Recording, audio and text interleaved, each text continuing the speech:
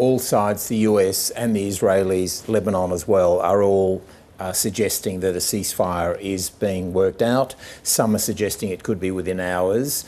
The Israeli ambassador to the United Nations, Danny Danon, has said that the Israeli cabinet, security cabinet, will be meeting shortly to discuss this proposal. Apparently the Prime Minister, Benjamin Netanyahu, is quite supportive of it. And so it looks like, after a few weeks of false starts, it looks like, and there is escalation there now, but it looks like there could be a ceasefire. And so the terms of this, as we heard there, 60 days. That's right. And the main point there too, from the Israeli point of view, is in 2006, the UN passed Resolution 1701, which essentially created a buffer zone, basically south of the Litani River, out of which there should have been both the Israeli army and Hezbollah. Now, Hezbollah has not adhered to that, clearly.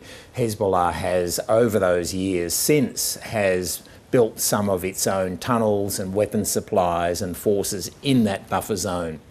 The reason Israel wants that is it pushes Hezbollah further back, and it allows Israel to move the 60,000 or so Israeli citizens who, from the north of Israel, who evacuated after October 7 when Hezbollah began firing rockets into Israel in support of Hamas. So how has it come about that we're this close at this point to a ceasefire?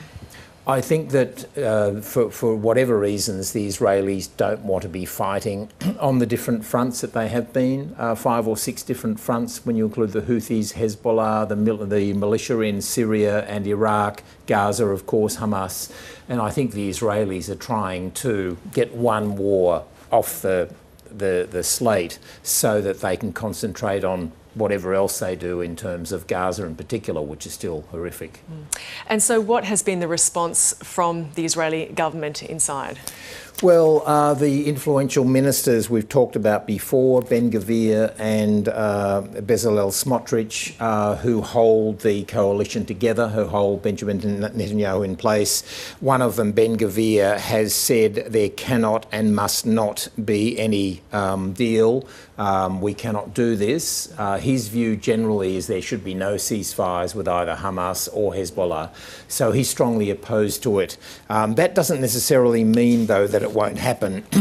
His colleague Bezalel Smotrich, by the way, has come out and said there should be a complete annexation of the West Bank, and he says that Israel should try to force or lose half the population in Gaza over 2 or 3 years. So those two ministers are pushing very hard anti-Palestinian lines.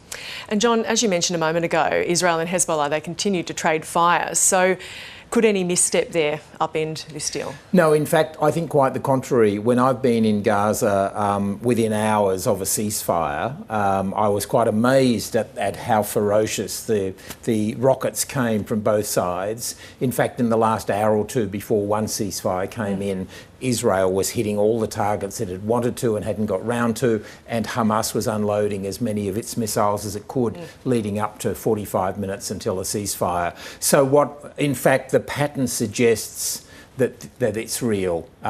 Before these ceasefires tend to come into place, there's often a vast increase in the activity of attacks.